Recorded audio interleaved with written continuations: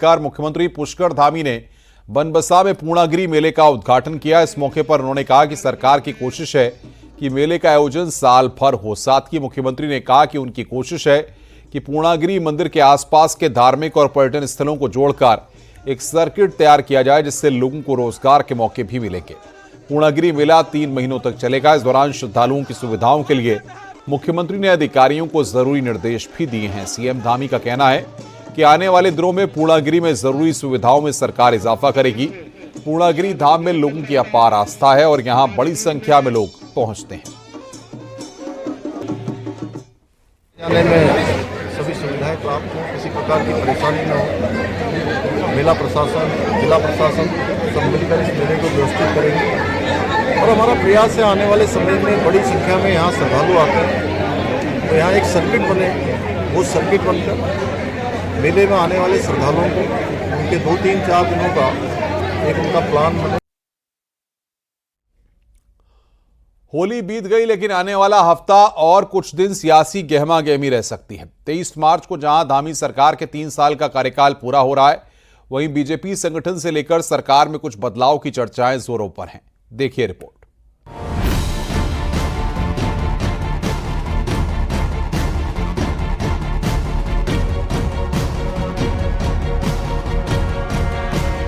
पूरे प्रदेश में 2 दिन होली के बाद अब रविवार का ब्रेक होगा, पर सोमवार से शुरू होने वाले हफ्ते में इस बार कुछ खास देखने को मिल सकता है। एक तरफ अगले रविवार को जहां धामी सरकार का 3 साल का कार्यकाल पूरा होगा, तो अगले 3 साल के किन संकल्पों पर काम होगा, ये बात मुख्यमंत्री जनता को बता सकते हैं।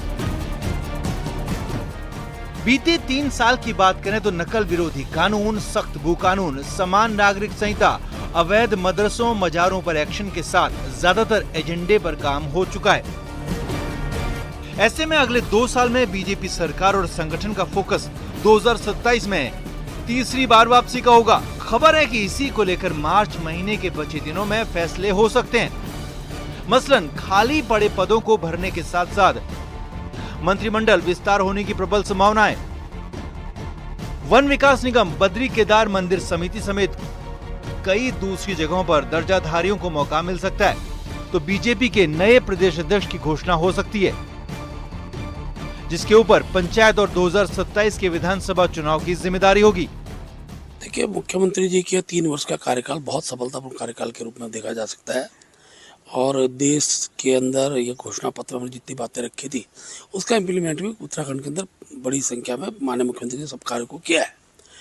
अब क्योंकि आने वाला समय संगठन पर्व हमारा चल रहा है, प्रदेश अध्यक्ष विधिवत रूप से अब चुनाव की तिथि किसी भी दिन घोषित हो सकती है। जिलाध्यक्ष हमने घोषित कर दी है और भविष्य के अंदर पंचायत चुनाव के साथ विधानसभा का चुनाव भी बड़ी महत्वपूर्ण एक क्रम आगामी दिनों में संगठन के रूप में चुनाव की प्रमुखता का विषय रहेगा और आगामी दिनों के अंदर चुनाव की रचना पर हम ध्यान देंगे।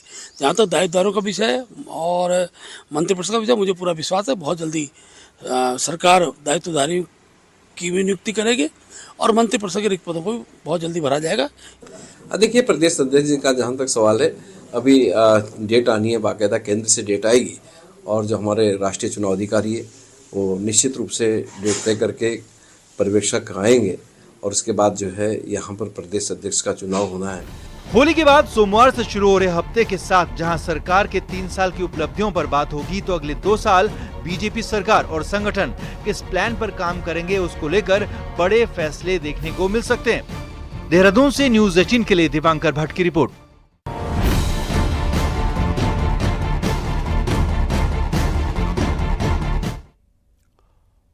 मुख्यमंत्री पुष्कर सिंह धामी ने आज सीएम हाउस में क्रिकेट खेली। सीएम धामी ने अपने बेटे के साथ क्रिकेट खेला।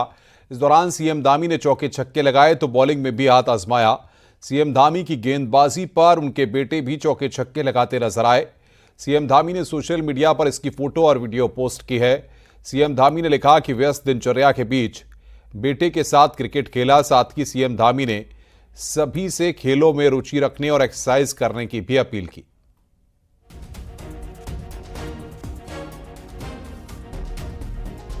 तो बेटे के साथ सीएम ने यहां पर क्रिकेट खेला। ये तस्वीर इस वक्त हम आपको दिखा रहे हैं। बेटे के साथ चौके छक्के लगाए।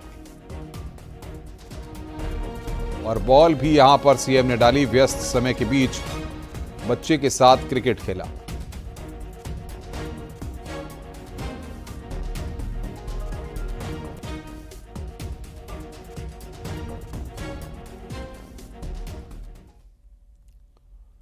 उत्तराखंड में 2027 चुनाव से पहले एक बार फिर से थर्ड फ्रंट की सुगबुगाहट दिख रही है।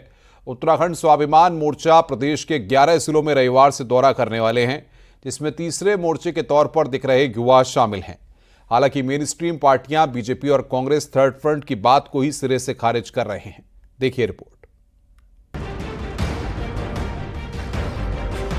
बेरोजगार संघ से उत्तराखंड स्वाभिमान मोर्चा तक पहुंचे बॉबी पंवार ने शनिवार को प्रेस कॉन्फ्रेंस की। रविवार से स्वाभिमान मोर्चे में शामिल युवा नेता 11 जिलों में जाने वाले हैं।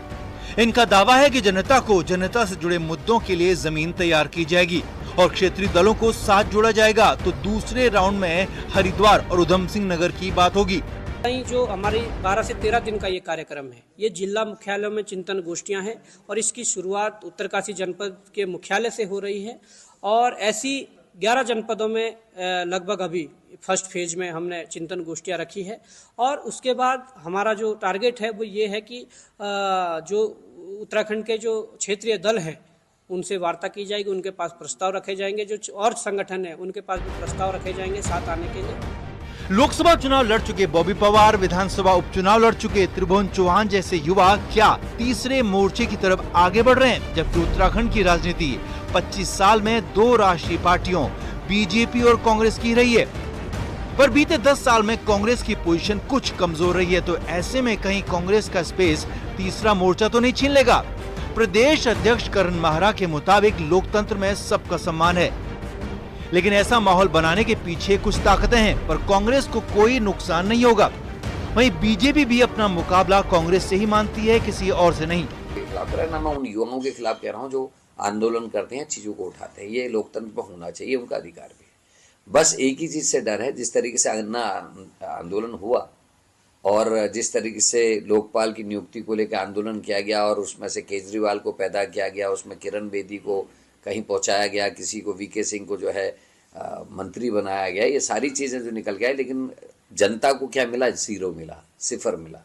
और मुझे लगता है कई एनजीओ ग्रुप्स और कुछ बड़े लोग इन सारी चीज़ों के पीछे खड़े भी हैं। उनकी नीयत को भी भांपने की हम लोगों को ज़रूरत है। और हमला तीसरा फ्रंट बनाने की जो बात चल रही है किसी के नेतृत्व में, वो इनके टक्कर में कहीं पर भी नहीं टिक पाएगा। आखिरकार 2 पार्टियां हैं यहाँ पर, महत्वपूर्ण भूमिका जो निभाने वाली है, भाजपा है और कांग्रेस है। तो इसलिए तीसरा कुछ लग नहीं पा रहा है कि तीसरा यहाँ पर उभर पाएगा। उत्तराखंड में यूकेडी और बीएसपी ने 2012 तक कुछ हद तक अपना दखल जरूर रखा, लेकिन इसके बाद क्षेत्रीय दल सिमटते चले गए। पर इस बार चुनाव में वोट हासिल करने के बाद युवा तीसरा ऑप्शन बनाना चाहते हैं, ताकि 2 राष्ट्रीय पार्टियों की राजनीति में उत्तराखंड में लोकल मुद्दों के साथ पांव जमाए जा सकें। दीपांकर भट्ट, न्यूज़ 18 देहरादून। चकराता के लोखंडी में ऑल्टो कार बेकाबू होकर खाई में गिर गई। हादसे में 2 लोगों की मौके पर ही मौत हो गई, जबकि 2 गंभीर रूप से घायल हैं, जिन्हें अस्पताल में भर्ती कराया गया है। सुबह के वक्त लोखंडी के बुदेर गुफा रोड पर कार 250 मीटर गहरी खाई में जा गिरी। वहीं हादसे की सूचना पर मौके पर पहुंची एसडीआरएफ की टीम ने घायलों को अस्पताल में भर्ती कराया, जहां पर उनका इलाज चल रहा है। वहीं दोनों शवों को भी खाई से बाहर निकाला गया।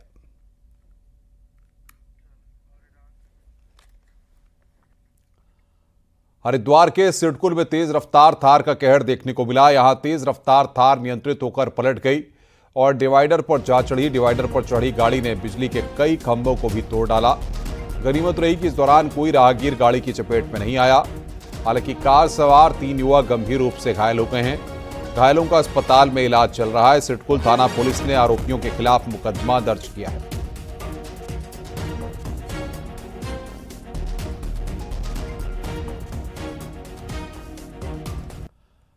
देहरादून में मर्सिडीज कार से मजदूरों को रौंदने वाले और 4 लोगों की मौत के जिम्मेदार आरोपी वंश को अगले ही दिन जमानत मिल गई।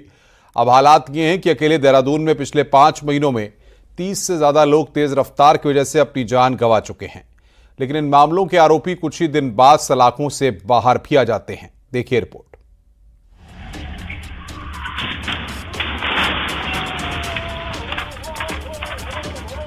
देहरादून की सड़कों पर रात होते ही मौत का सायरन बजने लगता है, क्योंकि इन्हीं सड़कों पर बाइकर्स और कार सवार अपनी रफ्तार की सनक पूरी करने के लिए लोगों की जिंदगी के साथ खिलवाड़ कर रहे हैं।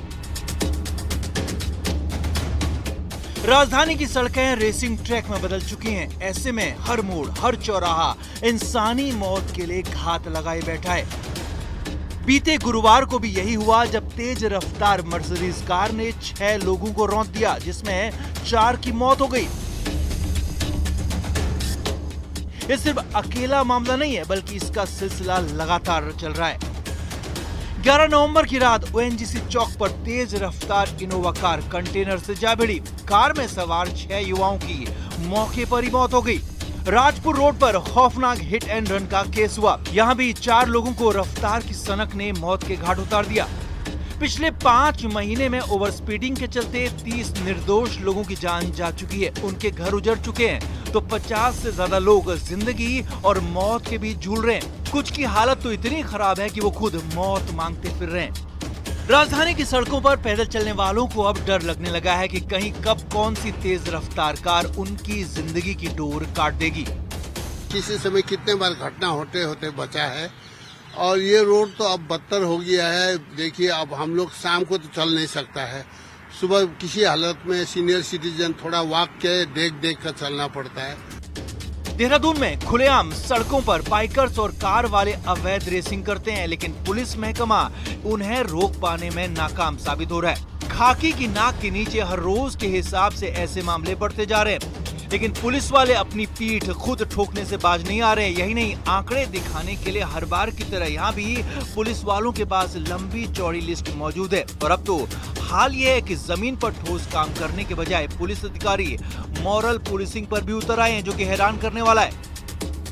2000 से ज्यादा ड्रंक ड्राइविंग के लोगों को 2300 का फिगर है 2 महीने के अंदर, और जो पहले 800-700 रहता था उससे ज्यादा कार्रवाई की गई है। और साथ ही साथ आप लोग भी इसमें विदित हैं कि डेली जिस तरह के जो आउटस्कर्ट्स में शराब पीने वाले हों या गाड़ियों में शराब पीने वाले हों, उसमें भी 3,500-4 हजार लोग के विरुद्ध कार्रवाई विगत 3 माह के अंदर की गई है। तो पुलिस का इन्फोर्समेंट की ड्राइव लगातार चल रही है। अपनी रफ्तार से दूसरों के घर उजाड़ने वाले ऐसे आरोपी अगले दिन जमानत भी पा जाते हैं और फिर आजाद घूमने लगते हैं। लेकिन जिन परिवारों पर मौत का कहर टूटा है, उनकी कोई सुनवाई नहीं होती। तो ऐसे में न सिर्फ राजधानी बल्कि सभी बड़े शहरों में इस तरह की बेलगाम रफ्तार को रोकना जरूरी है, और ये काम पुलिस के साथ साथ आम लोगों को भी करना होगा। देहरादून से सत्येंद्र बर्तवाल के साथ ब्यूरो रिपोर्ट, न्यूज़ 18। पहले दिल्ली देहरादून एक्सप्रेसवे के लिए 7,500 से ज्यादा पेड़ काटे गए। उसके बाद सेठधारा रोड चौड़ीकरण के लिए 2,000 से ज्यादा पेड़ों की बलि ली गई। अब देहरादून के भानियावाला से ऋषिकेश के बीच हाईवे को 4 लेन बनाने के लिए करीब 3,000 पेड़ काटे जाने हैं। हालांकि फिलहाल हाईकोर्ट ने इस पर रोक लगा दी है। देखिए रिपोर्ट। यह है देहरादून को ऋषिकेश से जोड़ने वाला हाईवे, जिसे भानियावाला से ऋषिकेश तक करीब 21 किलोमीटर एरिया को 4 लेन में बदला जा रहा है। इसके लिए रानी पोखरी से ऋषिकेश के बीच करीब 11 किलोमीटर एरिया में 3,000 से ज्यादा पेड़ पर काटने के लिए मार्किंग की गई है। 11 किलोमीटर का ये वही एरिया है जो वाइल्ड लाइफ और खासकर हाथियों के आवागमन के लिए सबसे ज्यादा संवेदनशील है। और इतना नहीं, ये पूरा area Shivalik elephant reserve corridor में पड़ता है, और यही कारण है कि इसका बड़े पैमाने पर विरोध हो रहा है। ये भी एक एलिफेंट कॉरिडोर का मेन पार्ट है, एंड ये उसमें वन ऑफ द कॉरिडोर है बड़कोट कॉरिडोर। तो फिर हमने इसके लिए इसमें इंटरम इंजंक्शन के लिए एक एडिशनल एप्लीकेशन डाली थी, उसमें हमें कोर्ट से कल ये रिलीफ मिला है। अभी पहले भी सरकार शिवालिक एलिफेंट कॉरिडोर की नोटिफिकेशन को रद्द कर चुकी थी, लेकिन रीनू पॉल की ही याचिका के बाद हाईकोर्ट ने इस पर भी स्टे लगा दिया था। इसके बाद सरकार को नोटिफिकेशन को बहाल करना पड़ा। अब एक बार फिर मामला कोर्ट में है। भानियावाला से ऋषिकेश तक 21 किलोमीटर की डिस्टेंस में करीब 3,000 से अधिक पेड़ काटे जा रहे हैं सड़क को 4 लेन में कन्वर्ट करने के लिए। हम अभी इसी मार्ग पर 7 मोड़ के पास हैं, जहां पर आप देख सकते हैं कि इन पेड़ों को चिन्हित किया गया है, यानी कि इनको काटा जाना है सड़क को 4 लेन बनाने के लिए। 7 मोड़ वाले एरिया में भानियावाला से ऋषिकेश के बीच करीब 3,000 से अधिक पेड़ काटे जाने हैं। और इसके लिए इस घने जंगल में आप देख सकते हैं कि बाउंड्री बाकायदा लगा दी गई है जंगल के बीचों बीच। इस बाउंड्री के अंदर और सड़क के बीच में जितने भी पेड़ आएंगे उनको काट दिया जाएगा। न्यूज़ 18 के लिए सुनील नौकरवाल।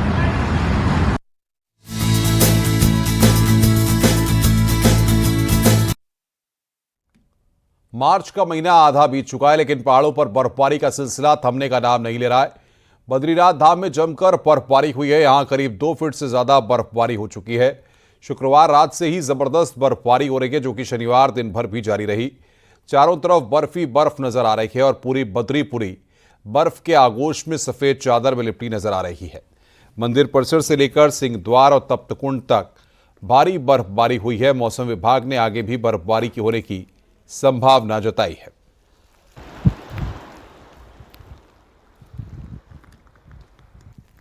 उत्तरकाशी में गंगोत्री हाईवे बंद है। झांगतांग ग्लेशियर आने से थराली से आगे हाईवे पूरी तरह से बंद हो गया है। धराली से आगे बर्फ टूटकर हाईवे पर आ गई। यहीं बीआरओ की टीम बर्फ को हटाने में जुटी है, लेकिन बर्फ ज्यादा होने से सड़क को खोलने में समय लग सकता है। पहाड़ों पर कई जगह भारी बर्फबारी हुई है।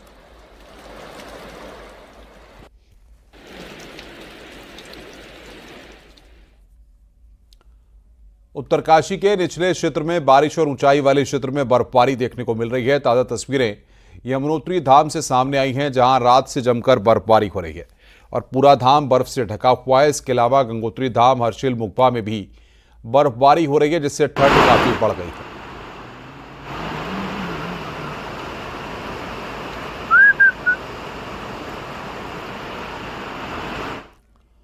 उत्तराखंड में मौसम विभाग ने अगले 48 घंटे बारिश और बर्फबारी का अलर्ट जारी किया है। चमोली, अल्मोड़ा, नैनीताल, बागेश्वर सहित प्रदेश के कई इलाकों में जमकर बारिश हुई है। इसके साथ ही बद्रीनाथ धाम, हेमकुंड साहिब, फूलों की घाटी और नीति मलारी घाटी में जमकर बर्फबारी हुई है। हालांकि देहरादून समेत मैदानी इलाकों में मौसम साफ है। वहीं पहाड़ में हुई बारिश और बर्फबारी से एक बार फिर ठंड बढ़ गई है।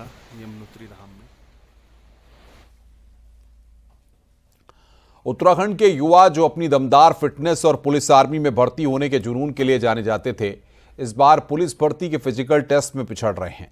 आखिर इसकी वजह क्या है, आइए इस रिपोर्ट के जरिए आपको दिखाते हैं।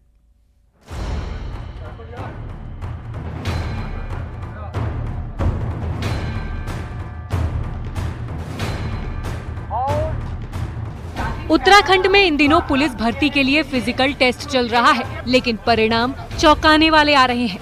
यहाँ के युवा जो कभी अपने दमखम और स्टेमिना के लिए जाने जाते थे, वे इस बार के टेस्ट में फिसड्डी साबित हो रहे हैं। 100 में से केवल 10 ही युवा फिजिकल टेस्ट में अच्छा कर पा रहे हैं, जबकि भर्ती के दौरान पुलिस अधिकारी और कर्मचारी इन युवाओं को पूरी जानकारी और ट्रेनिंग भी दे रहे हैं, फिर भी ये उम्मीदों पर खरे नहीं उतर पा रहे। जो पुलिस वाले हैं वो मतलब सब कुछ समझा के हमको आगे भेज रहे हैं कि अब ऐसे करना, सारी चीज बता के, और फॉल उसका भी वो बता के भेज रहे हैं कि अगर लाइन टच होगी तब फॉल होगा और सारी चीजें अच्छे से करनी। विशेषज्ञों का मानना है कि आज के युवा फिटनेस से ज्यादा मोबाइल पर समय बिता रहे हैं। जंक फूड की बढ़ती आदत और एक्सरसाइज की कमी उनके शारीरिक प्रदर्शन को प्रभावित कर रही है। उत्तराखंड के युवा आज भी आर्मी भर्ती में जाने का सपना देखते हैं, लेकिन पहले जैसी मेहनत नहीं कर रहे। दूषित हो गए खाद्य पदार्थ एनवायरमेंटल पॉल्यूशन के कारण, उसको मैं कहता हूँ ऑक्सीडेटिव स्ट्रेस। ऑक्सीडेटिव स्ट्रेस के कारण आपकी मेटाबॉलिक एक्टिविटी जो है काफ़ी कुछ तक हैम्पर हो गई है और बॉडी में चेंज होने आ गए। तो एक्सरसाइज न करना, सही ढंग का खाना न खाना, दूषित खाना खाना, दूषित पानी पीना और प्रॉपर नींद न लेना, मोबाइल पे लगे रहना, ये बहुत सारे ऐसे, और प्रॉपर एक्सरसाइज न करना। कुछ ज़्यादातर मैक्सिमम लोग एवरेज नंबर मिल रहा है, तो इसका एक कारण ये भी होता है कि बहुत सारे ऐसे छात्र हैं जो पढ़ाई में अन्य परीक्षाओं की भी तैयारी करते हैं, जहाँ पर फिजिकल की ज़रूरत नहीं होती है, तो उसकी तैयारी जो फोकस होता है वो ज़्यादा रिटर्न पढ़ाई पर ज़्यादा होता है, चूँकि रिटर्न परीक्षा भी होनी है इसमें, तो इसलिए वो फिजिकल में एवरेज परफॉर्मेंस करते हैं और हो सकता है रिटर्न में ज़्यादा अच्छी परफॉर्मेंस करें। उत्तराखंड की जवानी और पानी की मिसाल दी जाती है, लेकिन यहाँ के युवाओं की गिरती फिटनेस कहीं उनके भविष्य के सपनों को ना तोड़ दे। अगर उन्हें पुलिस या आर्मी में भर्ती होना है तो फिटनेस, खान-पान और नियमित ट्रेनिंग पर ध्यान देना बेहद जरूरी है, वरना वो दिन दूर नहीं जब उत्तराखंड जवानी खुद पानी मांगेगी। न्यूज 18 के लिए देहरादून से सतेंद्र बर्तवाल की रिपोर्ट।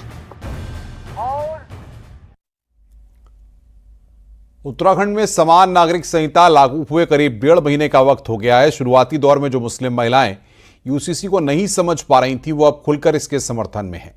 देहरादून की रूबी की कहानी भी उन्हीं में से एक है।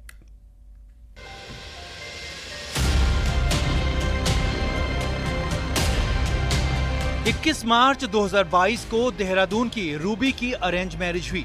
आरोप है कि शादी के 1 महीने बाद ही उसके पति ने उसे मारना पीटना शुरू किया तो उसके घर वाले उसे वापस ले आए। घटना को 3 साल हो गए, लेकिन अब भी वो इस सदमे से बाहर निकल नहीं पाई है। लेकिन अब यूसीसी प्रदेश में लागू होने के बाद परिवार वालों ने कोर्ट का दरवाजा खटखटाया है। यूसीसी बहुत अच्छा है और हर लड़की को इंसाफ मिलेगा, इससे किसी लड़की को धोखा नहीं मिलेगा। कोर्ट में जा सकेंगी, अपना इंसाफ ले सकेंगी।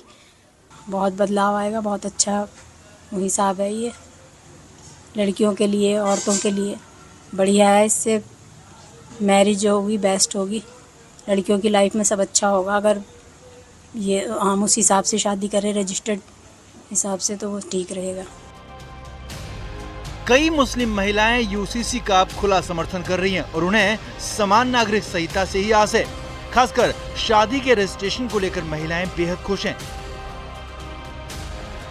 मैन से जो बहुत ज्यादा एक्सप्लॉइट करते हैं गर्ल्स को, वो नहीं कर पाएंगे। जैसे कि आपने देखा होगा कि एक फर्स्ट मैरिज वो यहाँ इंडिया में कर लेते हैं और बाहर किसी कंट्री में जाते हैं तो उनकी वाइफ तो उनके साथ नहीं रहती, वो अकेले ही वहाँ पर रहते हैं, तो वो वहाँ पर दूसरी वाइफ कर लेते हैं।